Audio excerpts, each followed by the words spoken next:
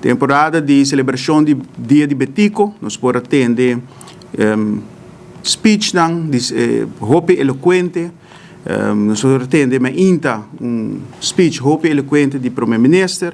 Depois, à noite, nós podemos atender speech hope eloquente de ministro Gerlin Cruz.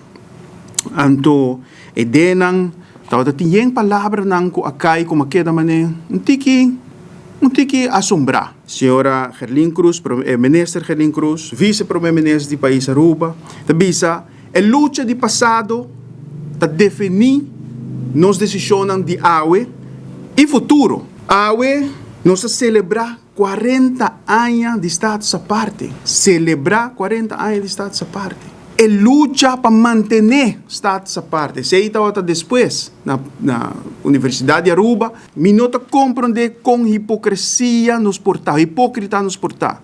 So nós estamos falando de 40 anos que nós celebrar início de Estado sa parte. Pero a luta de Estado sa parte a começar mais de 70 anos a passar.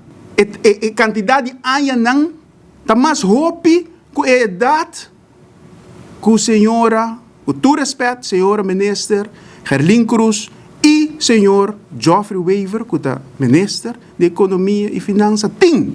Dus, ora como está tende, 40 anos depois de Estado sa parte. Quando nós temos que manter, nós precisamos seguir luta para nós manter o que nós temos de Estado sa parte. Ante ora, senhora ministra, com todo respeito, Gerlin Cruz, você não está compreender a luta de nós gente não.